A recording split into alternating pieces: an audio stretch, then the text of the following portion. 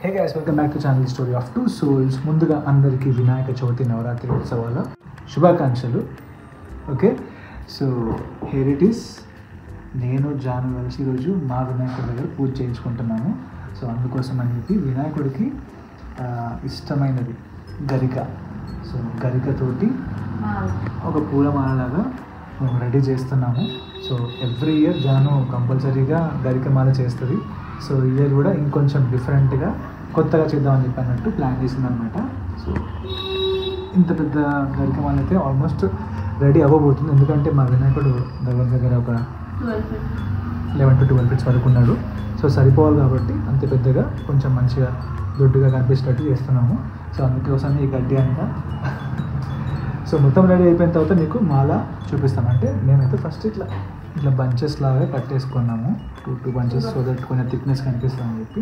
So ఇలా plan తోటి left and right side అంతా ఉండాలి, ప్లస్ మధ్యలో కూడా కొంచెం డిజైన్ చేద్దాం అన్నట్టు పెట్టుకున్నాము.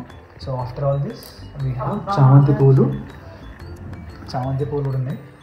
ఓకే, చామంతి పూలు కూడా పెట్టి మనము ఇక్కడ ఈచ్ వన్ చామంతి పూలు పెట్టుకొని మొత్తం మంచిగా నీట్గా డిజైన్ చేసుకున్నాం.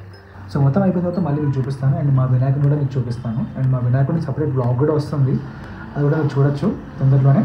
Okay, and John you want to say something? అంత అయిపోయినాక ఫినిషింగ్. యా, అంత అయిపోయిన తర్వాత మనకు ఫినిషింగ్ ఎలా అయిందో చూపిస్తాం. ఓకేనా? So stay tune.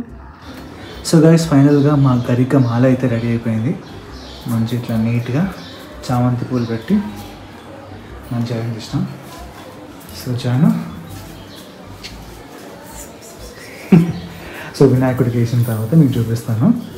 Okay, so మా గరికమాల వినాయకుడి పైన ఇలా బ్యూటిఫుల్గా అనిపించింది అనమాట. సో చాలా బాగా, అంటే చాలా హ్యాపీగా ఫీల్ అయినాము. సో మేము చేసిన ఏదైతే వర్క్ ఉందో వినాయకుడి పైన చాలా బ్యూటిఫుల్గా అనిపించింది. చాలా ఇంకా సో జై గణేష.